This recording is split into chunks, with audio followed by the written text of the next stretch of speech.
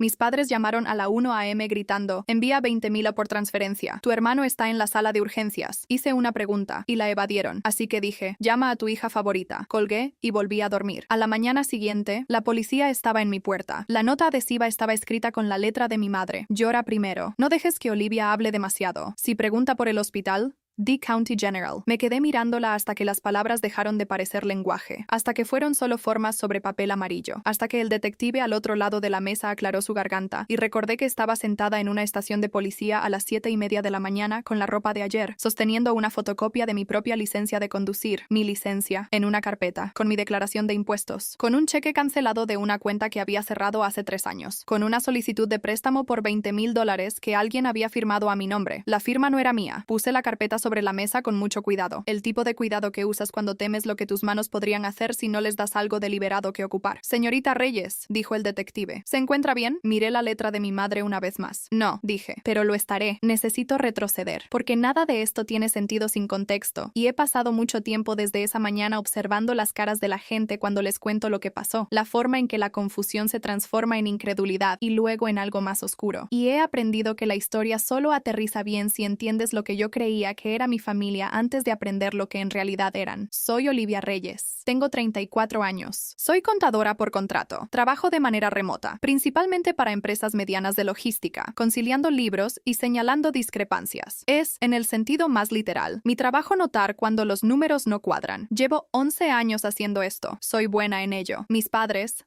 Diane y Robert Reyes, viven a 40 minutos de mí, en la misma casa donde crecí. Mi hermano Mark tiene 31 años. Mi hermana Emily tiene 28. Somos una familia católica de una ciudad pequeña. Hemos tenido cenas de domingo y peleas navideñas y el tipo de desacuerdos menores que cualquier familia acumula a lo largo de décadas. Pero no fui, quiero ser muy clara sobre esto, no fui a esa noche esperando lo que pasó. Uno no lo hace, nunca lo haces. Mark siempre había sido en quien mis padres se preocupaban de una manera en que se preocupaban por el resto de nosotros. Había pasado por 3 empleos en 4 años. Tuvo un DUI en 2019 que mi padre pagó discretamente. Le debía a Emily dinero que ella ya había dejado de esperar de vuelta. Era encantador cuando quería algo y ausente cuando no. Le presté $1,200 una vez, en 2021, y cuando finalmente lo mencioné 18 meses después, me dijo que yo estaba haciendo las cosas incómodas. Dejé de prestarle dinero después de eso. Lo que no sabía, lo que aparentemente ninguno de nosotros sabía, era que Mark había estado desviando dinero de la nómina en su trabajo actual. No mucho al principio, unos cuantos cientos aquí, una línea de partida movida allá, el tipo de cosa que un departamento de contabilidad desorganizado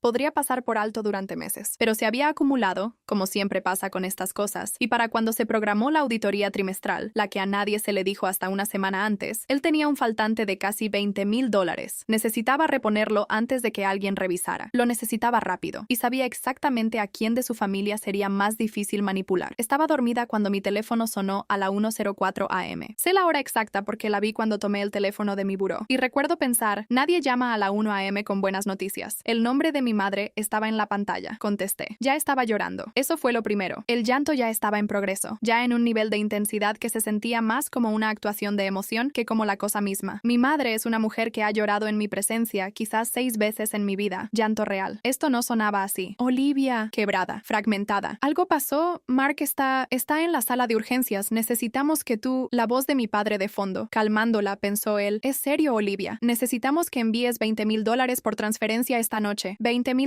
A la 1 de la mañana. Me senté en la cama. ¿Qué hospital? Pausa. No una pausa corta. No la pausa de alguien tratando de recordar el nombre de un lugar en el que está parado. Una pausa con textura. El tipo que tiene una mano sobre el auricular. Un intercambio rápido de miradas. Un recálculo. El County General, dijo mi madre. ¿Necesitas? ¿Qué ala? Dije. ¿Cuál es el número de habitación? ¿Quién es el médico tratante? Denme un nombre para poder llamar y verificar. Otra pausa. Olivia, no hay tiempo. Siempre hay tiempo para un número de habitación. La voz de mi padre otra vez, más tensa ahora. No tenemos tiempo para esto. Necesitamos la transferencia. Necesitas... Llama a tu hija favorita. Dije. Colgué. Me recosté en la oscuridad y me quedé mirando el techo. Mis manos estaban completamente firmes, mi ritmo cardíaco quizás ligeramente elevado. Repasé la llamada en mi cabeza, el llanto que ya estaba ocurriendo, el monto dado antes de cualquier detalle médico, la pausa cuando pedí un nombre verificable, la presión de moverme rápido y no pensar. Sé cómo suena el fraude. Es mi trabajo. Volteé mi teléfono boca abajo, cerré los ojos y volví a dormir. El golpe llegó a las 7:02 a.m. No un golpe. Golpes fuertes. El tipo que significa o fuerzas del orden alguien, o alguien que ha perdido completamente la compostura, y he descubierto que esas dos categorías se sobreponen más de lo que uno pensaría. Me puse jeans y una sudadera, y fui a mi puerta para encontrar a dos oficiales del departamento del sheriff del condado, parados en mi porche en el gris temprano de noviembre. El más alto confirmó mi nombre. Preguntó si había recibido una llamada telefónica la noche anterior exigiendo dinero. Exigiendo. Esa palabra. Recibí una llamada, dije con cuidado, de mis padres, sobre una emergencia médica que no creí que fuera real. Los oficiales intercambiaron una mirada. La más baja, una mujer con el cabello corto y una expresión que probablemente había visto demasiado de todo, dijo: «Señorita Reyes, su hermano no estuvo en ninguna sala de urgencias anoche». Un sonido salió de mí, no una risa. El exhalar de una persona que ya lo sabía. Me contaron lo que en realidad había pasado. Alrededor de las 2 a.m., un vecino en la calle de mis padres había llamado al 911. Gritos, vidrios rompiéndose. Los oficiales respondieron a la casa y encontraron a mi hermano Mark en la sala. Jeans, sudadera manchada, sin brazalete de hospital, sin papeles de alta, sin lesiones visibles de ningún tipo, sentado en la mesa de la cocina con un vaso de whisky y documentos esparcidos sobre la superficie. Mis documentos. Los oficiales que respondieron habían fotografiado todo antes de que a alguien se le ocurriera limpiar la mesa. Antes de que mis padres entendieran que la llamada del vecino había pasado por encima de cada capa de su plan. Evidencia recolectada. Una fotocopia de mi licencia de conducir, mi declaración de impuestos federal más reciente, un cheque cancelado de una cuenta cerrada, una solicitud de préstamo a mi nombre por $20,000 y un formulario de cambio de dirección para mis estados de cuenta bancarios, redirigidos a la casa de mis padres. El formulario de cambio de dirección estaba fechado 3 días antes de que mi madre me llamara. 3 días. Me quedé parada en mi puerta y calculé eso automáticamente, de la manera en que lo hago, de la manera en que no puedo dejar de hacerlo. 3 días. La llamada telefónica ocurrió un jueves. La solicitud de redirección se presentó un lunes. Antes de las lágrimas, antes de la historia de la sala de urgencias, antes de la nota de instrucciones, alguien ya había tomado medidas para interceptar mi correspondencia financiera. La planeación estaba hecha antes de que la actuación siquiera comenzara. Me llevaron a la estación para lo que llamaron una entrevista voluntaria, y quiero ser precisa aquí, no era sospechosa. Estaban armando un panorama. Necesitaban que yo llenara los bordes que no podían ver desde afuera. Pregunté si podía ver la carpeta completa de evidencia. Me dejaron. Fue entonces cuando vi la nota adhesiva. Llora primero. No dejes que Olivia hable demasiado. Si pregunta por el hospital, di County General. La letra de mi madre. La conozco como conozco la mía propia. La he visto en tarjetas de cumpleaños y listas del supermercado y las portadas internas de libros que me regaló cuando era joven. Es cursiva y ligeramente inclinada a la izquierda y hace su O mayúscula como un círculo perfecto. Había escrito instrucciones sobre cómo manipularme. Las había escrito. Las había dejado sobre la mesa donde la policía las fotografió. Puse la carpeta sobre la mesa. Pedí agua. Alguien la trajo. La detective Carla Méndez. 15 años en crímenes financieros. Algo que aprendí después y que explicaba por qué seguía haciendo preguntas más agudas de lo que la situación parecía requerir. Se sentó al otro lado de la mesa frente a mí y entrelazó sus manos sobre la mesa. «Señorita Reyes», dijo, «quiero preguntarle sobre su relación con su familia». Así que le conté, no todo, solo la forma general, la manera en que Mark siempre había sido el punto de presión, el lugar donde mis padres canalizaban su energía y su dinero y su protección, el préstamo que le había dado y que nunca me devolvió, la manera en que una conversación sobre dinero en mi familia siempre se convertía en una conversación sobre lealtad. Cómo mi padre tenía una manera de invocar a la familia en un registro que hacía que la contabilidad ordinaria se sintiera como traición. Méndez escuchó sin escribir nada, lo cual aprendería después que fue deliberado. Estaba observando mi cara. ¿Estaba consciente?, dijo cuando terminé, «de que hay una segunda persona en esta estación que también recibió una llamada anoche». Mi hermana Emily estaba en una silla de plástico afuera de la sala de interrogatorios B, casi paso de largo. Su rímel se había secado en franjas grises por ambas mejillas, y traía puesto el blazer que guardaba en su auto para reuniones de trabajo improvisadas, lo que significaba que había manejado directo hasta aquí desde donde sea que estuviera cuando la encontraron. Se veía como una versión de sí misma que había sido dejada afuera bajo la lluvia. Había transferido $8,000 de su cuenta de ahorros antes de siquiera salir de su entrada. La habían llamado a las 12:40, antes de llamarme a mí, y le habían dicho que Mark estaba en cirugía, que era su apéndice, que necesitaban un monto puente de inmediato porque su seguro tenía un vacío de cobertura y el hospital requería un depósito antes de operar. Mi madre había estado sollozando. Mi padre había dicho que no sabía qué más hacer. Emily no había pedido un número de habitación. Emily no había pedido el nombre de un médico tratante. Emily había transferido el dinero y se había subido a su auto. Cuando llegó a la casa, había ido a la casa para estar con ellos, para tomarle la mano a a alguien. Había intentado ver el papeleo. Había estirado la mano hacia él sobre la mesa de la cocina. Mi padre le había sujetado la muñeca. Mark se había movido hacia ella. Mi madre le había dicho que no lo hiciera más difícil de lo que ya era. Se había subido de vuelta a su auto y había llamado al 911 desde la entrada. Me senté junto a ella en la silla de plástico. No la toqué. No estaba lista para que la tocaran. Ni siquiera revisé, dijo. Yo solo, ni siquiera revisé. Se suponía que entraras en pánico, dije. Ese era el diseño. ¿Cómo lo supiste? Pensé en la pausa, la textura de ella. Me dieron el monto antes de darme cualquier detalle médico,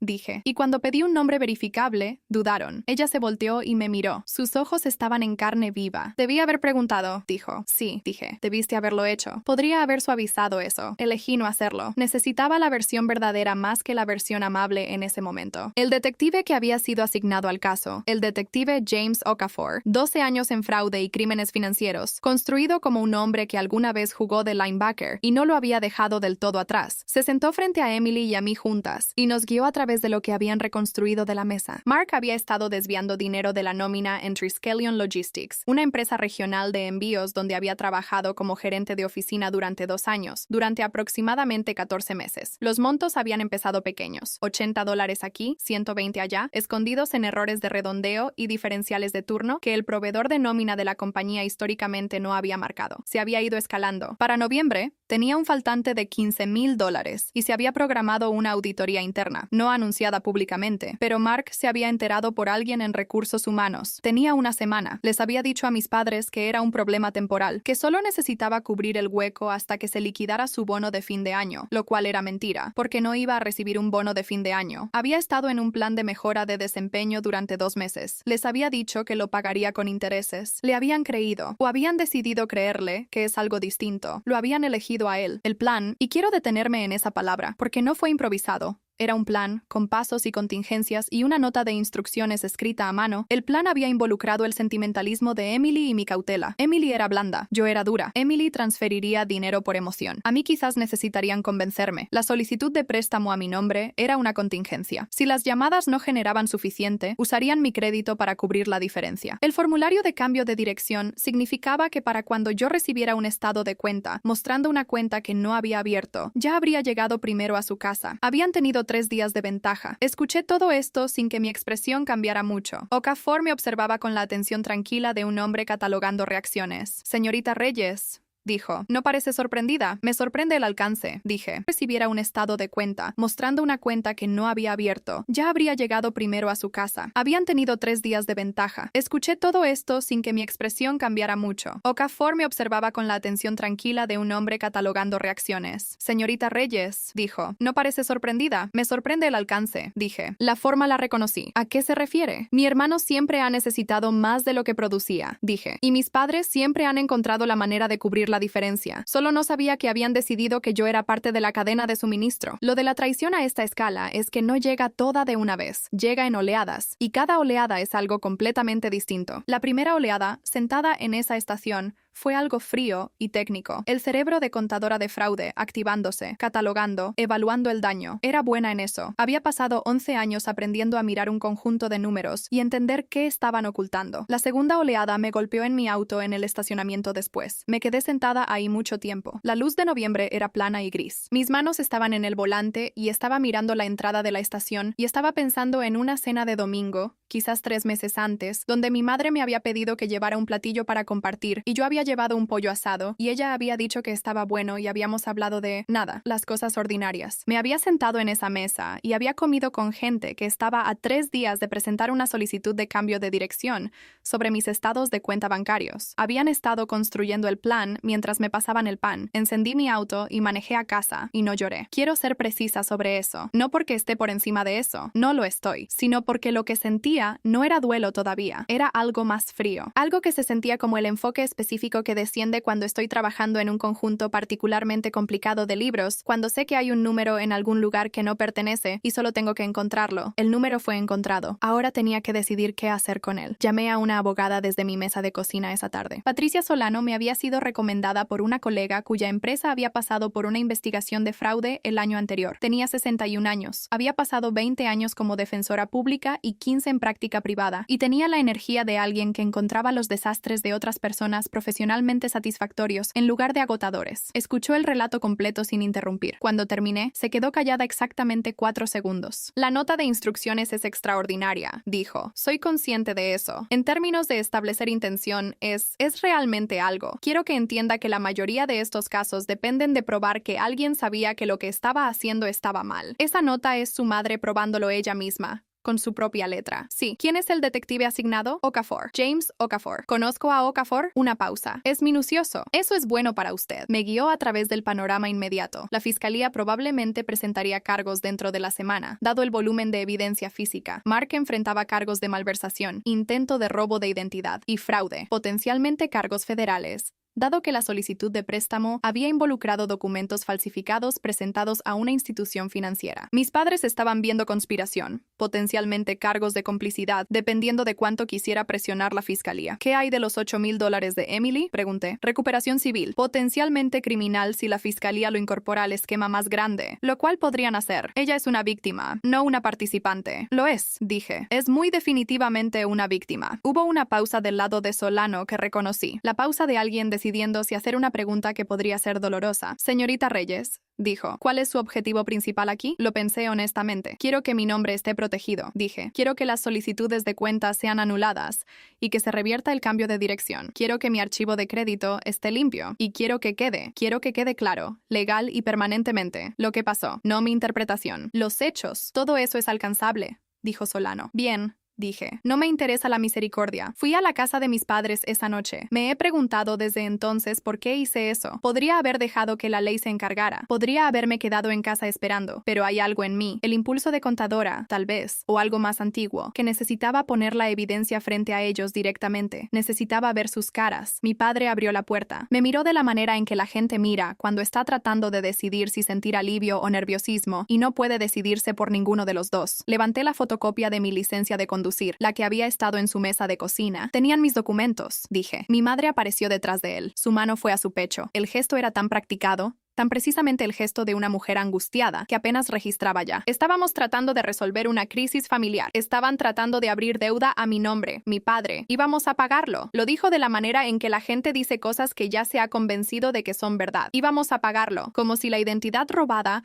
fuera una categoría de préstamo, como si lo que habían intentado fuera algún tipo de malentendido financiero en lugar de fraude, en lugar del uso específico, documentado, premeditado de mi identidad legal para generar dinero del cual yo habría sido responsable. Mark salió del pasillo, ojos inyectados en sangre, esa expresión particular que siempre había tenido, arrogancia herida, la postura de alguien que cree que el desastre que causó es en realidad una injusticia que se le está haciendo a él. La apuntó directamente hacia mí. Esto es tu culpa, dijo. Si tan solo hubieras transferido el dinero, nada de esto habría pasado. No sentí nada. Quiero registrar eso con precisión, porque me lo han preguntado desde entonces, y la gente parece esperar que sintiera rabia, o dolor, o satisfacción. No sentí ninguna de esas cosas. Sentí claridad fría. La aritmética de la situación se había completado a sí misma, y lo que quedaba era solo el resultado. Si no le hubieras robado a tu empleador, dije, y tratado de usar mi nombre para cubrirlo, nada de esto estaría pasando. Dio un paso hacia mí. Mi padre lo sujetó del brazo. Me fui antes de que alguien empezara a llorar. No quería sus lágrimas. Ya había visto para qué eran sus lágrimas. La oficina de la fiscalía presentó cargos la semana siguiente. Lo sé porque Okafor llamó para decírmelo, y porque Patricia Solano ya había estado en contacto con la fiscal auxiliar a cargo del caso, una mujer llamada Deidre Fontaine, que, según Solano, había pedido específicamente que la nota de instrucciones fuera marcada como prueba A, la letra de mi madre,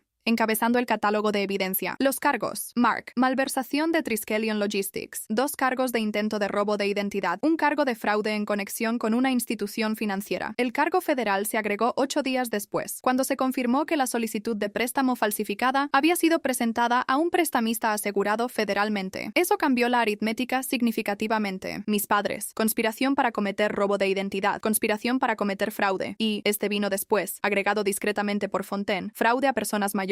Invertido, en el sentido de que habían usado un pretexto de emergencia familiar en el intento de extraer dinero de Emily bajo falsos pretextos. Emily no era una persona mayor, pero el estatuto del pretexto aplicaba. Los cargos eran reales. La lectura de cargos fue programada. La fianza de Mark se fijó en $60,000, que él no tenía, porque un hombre que necesita robar $20,000 de su empleador para cubrir un faltante no tiene $60,000 en reserva. Fue retenido. El daño al archivo de crédito era corregible, pero no instantáneo. Pasé 3 semanas trabajando con mi banco, con las 3 3 agencias principales y con un servicio de monitoreo de crédito que Patricia Solano había recomendado. Un especialista forense en crédito llamado Raymond Chu, que había pasado 16 años desenredando casos de robo de identidad y que describió lo que le habían hecho a mis cuentas con el disgusto específico y satisfecho de un experto identificando una falsificación burda. La firma en la solicitud de préstamo, me dijo, en una llamada a finales de noviembre, fue calcada. Quien lo hizo trabajó a partir de una fotocopia de su firma real, probablemente de la declaración de impuestos. La presión del bolígrafo es consistente con calco, no con escritura a mano alzada. Nuestro consultor de caligrafía puede testificar sobre eso. Bien, dije. El formulario de cambio de dirección es más simple. Fue presentado en línea a través del portal de su banco, usando su número de seguro social y fecha de nacimiento, lo cual significa que alguien tenía su número de seguro social completo. Pensé en la declaración de impuestos sobre la mesa de cocina de mis padres. Sí, dije, lo tendrían. Todo fue revertido. Las cuentas fueron marcadas, los formularios anulados, alertas de fraude colocadas en mi archivo de crédito en las 3 agencias. Raymond Chu preparó un informe forense de 16 páginas, documentando el intento, los métodos y la evidencia de premeditación. 16 páginas. Pruebas de hasta Q en el paquete final del juicio. Mi madre llamó la noche antes de la sentencia. Casi no contesté. Contesté. Me pidió que le escribiera una carta al juez sobre lo buenos padres que habían sido. Usó la frase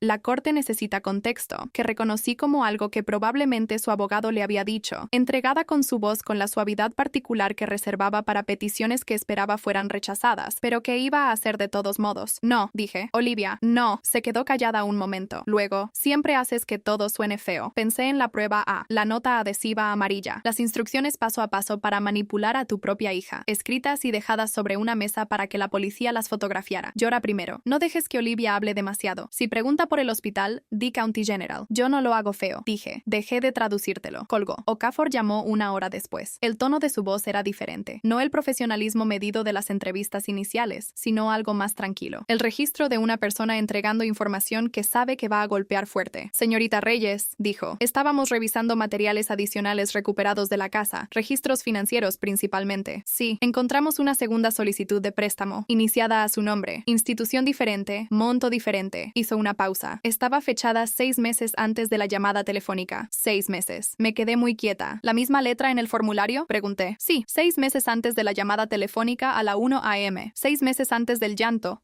Antes de County General, antes de la nota de instrucciones, 6 meses antes de la auditoría de Mark, antes de su desesperación, antes de cualquiera de los eventos que me habían dicho que habían precipitado lo que pasó. Alguien había estado construyendo esta arquitectura durante 6 meses, no como una medida de emergencia, no como una respuesta a una crisis, como un proyecto. Pensé en todas las cenas de domingo en esos 6 meses, las conversaciones ordinarias, el pan pasado sobre la mesa. Señorita Reyes, dijo Okafor. Aquí estoy, dije. Pensé que debía saberlo. Sí, dije. Gracias. Colgué y me senté en mi cocina en la oscuridad durante mucho tiempo, sin llorar, sin temblar, solo muy quieta, de la manera en que te quedas quieta cuando algo que debería ser una sorpresa confirma algo que habías tenido miedo de pensar con claridad. No lo habían elegido a él sobre mí en un momento de crisis. Me habían estado eligiendo a él sobre mí durante 6 meses, a sangre fría, con documentos. La sentencia llegó un martes de febrero. Mark recibió 32 meses por la malversación y los cargos federales de fraude, con restitución a Triskelion Logistics y a Emily. Los cargos de robo de identidad agregaron 18 meses, a cumplirse de manera consecutiva en el cargo federal. Estaría en sus mid-30 para cuando saliera, y estaría bajo supervisión federal después de eso. Mis padres recibieron 18 meses de libertad condicional cada uno, con multas y restitución. Su abogado había negociado la reclusión a cambio de cooperación total,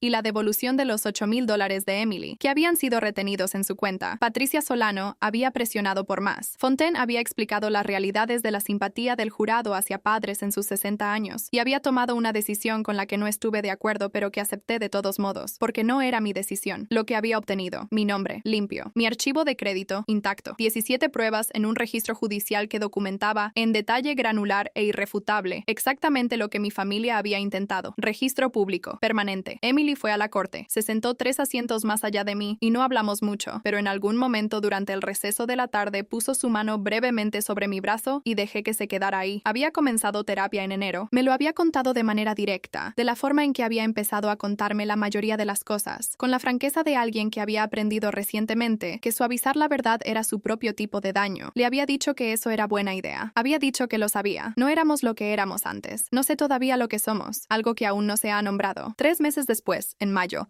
estaba sentada en mi mesa de cocina con una taza de café y un conjunto de libros para un nuevo cliente, una empresa regional de distribución que necesitaba una auditoría completa, cuando mi teléfono vibró con una notificación de correo electrónico. La línea de asunto era de la oficina de Raymond Chu. Había sido notificado por el servicio de monitoreo de la agencia de crédito. Alguien había hecho una consulta blanda sobre mi archivo de crédito. No una consulta dura, no una solicitud, solo una revisión. El tipo que haces cuando estás tratando de ver qué hay ahí. La consulta se había originado desde una dirección IP registrada a una instalación correccional en la parte este del estado. Miré eso durante mucho tiempo. Luego se lo reenvié a Okafor. Luego se lo reenvié a Solano. Luego cerré mi correo. Tomé mi café y volví a los libros. Los números frente a mí estaban limpios y ordenados y honestos, de la manera en que son los números cuando nadie los ha tocado. Luego cerré mi correo. Tomé mi café y volví a los libros. Los números frente a mí estaban limpios y ordenados y honestos, de la manera en que son los números cuando nadie los ha tocado para convertirlos en otra cosa. Encontré lo que buscaba en unos 40 minutos. Marqué la discrepancia. Escribí el informe. Se lo envié al cliente. Luego me senté un momento en el silencio de mi cocina y pensé en la letra de mi madre y en la nota amarilla y en la manera en que llora primero había parecido una instrucción para una actriz preparándose para una escena. Pensé en la segunda solicitud de préstamo. 6 meses. Pensé en Emily en la silla de plástico con su rímel seco y su blazer del auto. Y pensé, ellos construyeron el plan. Lo ejecutaron. Lo fotografiaron por accidente. Se procesaron a sí mismos con sus propios documentos. No necesité hacerles daño. Ellos me habían entregado todo lo que necesitaba. Todo lo que hice fue no apartar la mirada.